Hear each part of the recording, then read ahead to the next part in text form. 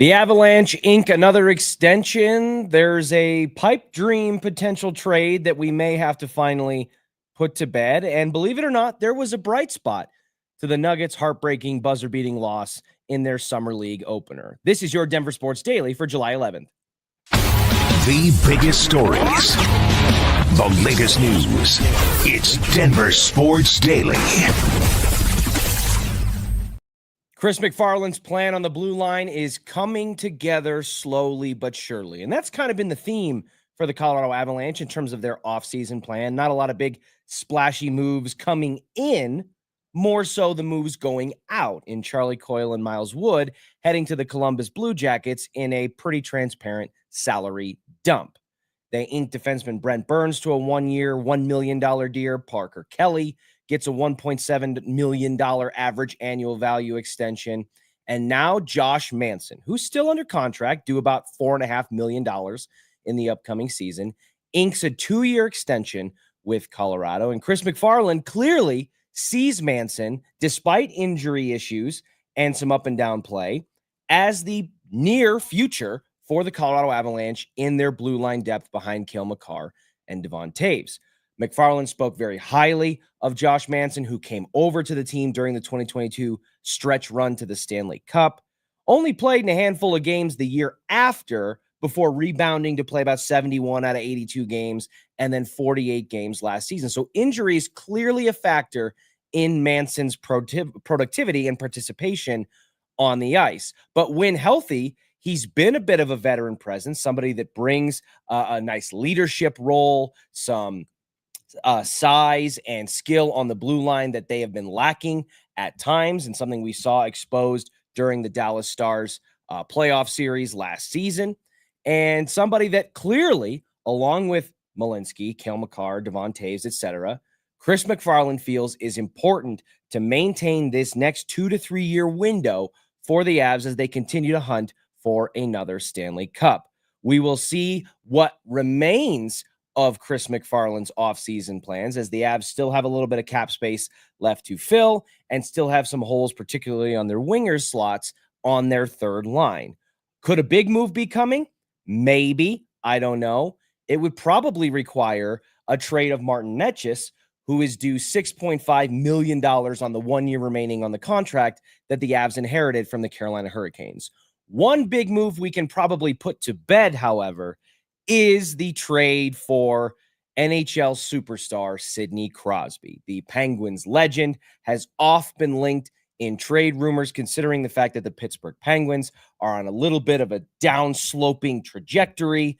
They haven't made it out of the first round of the playoffs since 2018. They haven't made the playoffs since 2022. And obviously they won the Stanley Cup all the way back in 2017. So coming up on a decade since the Penguins were legitimate, true Stanley Cup and postseason contenders, which makes a lot of reasonable minds wonder, could Sid the Kid be on his way out of Pittsburgh? Could he finish his career, his legendary career as one of the greatest to ever lace up skates, in another city outside of Pittsburgh, where he is kind of Mr. Penguin? And the obvious, clear, and transparent connection between Sidney Crosby and close personal friend, Avalanche superstar Nathan MacKinnon, has a lot of people here locally and even nationally wondering if whether or not the Avalanche could consider uniting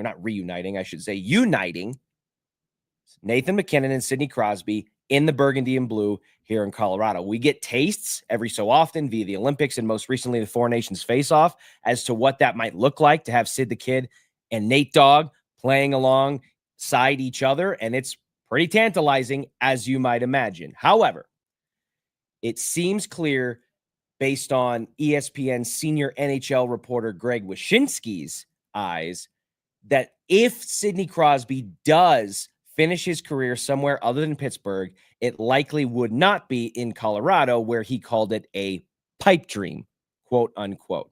Could it be Montreal? Perhaps a Canadian team tied to his Canadian roots, as he and Nathan MacKinnon come from the same region, would make sense. Or he may just continue to finish his career in Pittsburgh as Mr. Penguin, Mr. Pittsburgh, and be a legendary figure who plays for that city until the end of his career.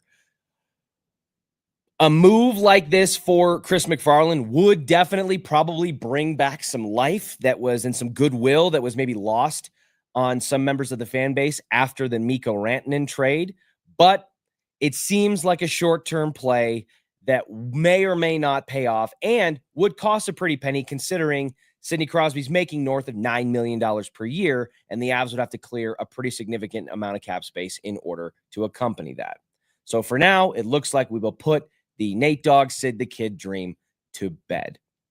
In the NBA, the Denver Nuggets kicked off Summer League action last night, and it didn't end the way that most people would like. They end up losing on a buzzer-beating three-pointer to the Milwaukee Bucks, but there was a bright side, in my opinion, to this loss, and that was the emergence or reemergence, considering he's a second-year player, of the most recent draft pick of the Denver Nuggets, DaRon Holmes II, the player that Calvin Booth negotiated with himself, against himself, essentially, to add a third second-round pick to trade up with the Phoenix Suns to draft DaRon Holmes. And then we didn't even get to see any of that payoff because he injured his Achilles right at the beginning of Summer League and has yet to play a minute of NBA action.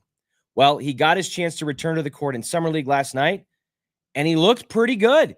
Came away with 15 points, 4 boards, and a nice block. Was mixing in a good amount of perimeter shooting and attacking the basket. He looked good with the ball in his hands, maybe a little bit slower than we may have seen him in college or at his early Summer League production last season as he was ramping up toward that. But this is a guy in DaRon Holmes who could, if the cards fall the right way, find himself into some form of contribution during the regular season and potentially spell as a big man himself, a depth role as the third center or forward depth behind Nikola Jokic, maybe Jonas Valanciunas, etc. So I think it is a bright spot considering the Denver Nuggets. By offering Calvin Booth an extension, which he declined for financial reasons before firing him, the Nuggets clearly felt strongly or believed more in Calvin Booth's play the pup strategy than Michael Malone's we've got to go out and find veterans. Now, the new front office seems to be maybe correcting or course correcting some of that as they've gone out and given David Adelman a Cam Johnson and a Michael Porter Jr. trade. They signed Tim Hardaway Jr., which is a sneaky, savvy veteran signing for the Nuggets, somebody who's going to provide leadership, ball handling, guard depth, and three-point shooting. Also bringing back Bruce Brown. And then in theory, as it's still unsigned and not official, the Jonas Valanciunas trade dumping Dario Saric in his terrible contract. I'm going to say it that way every time because it scars me still that that was allowed to happen under this organization's watch. But DaRon Holmes as the, most unproven commodity on this Nuggets roster, considering we haven't been able to see anything that he can contribute outside of 2 games, essentially, of Summer League, is going to be an interesting piece that unfolds over the course of this season, alongside the continued development of a Julian Strawther and a Jalen Pickett and a Peyton Watson and Christian Brown further cementing himself into that starting lineup. A nice young piece blossoming in a more quickly than maybe expected fashion after an injury in his rookie season could be a huge benefit for the Denver Nuggets. So I know they lost their first game of Summer League, and it came in heartbreaking fashion with a buzzer beater. But DaRon Holmes showing flashes of playmaking ability, both at the rim, from beyond the arc, and looking good in transition is a positive sign for the Nuggets, and I think it could start to maybe creep in to the regular season in a way that will be nothing but beneficial for this squad as they continue to try to compete for another Larry O'Brien trophy. Thank you so much for joining me. This has been your Denver Sports Daily for July 11th.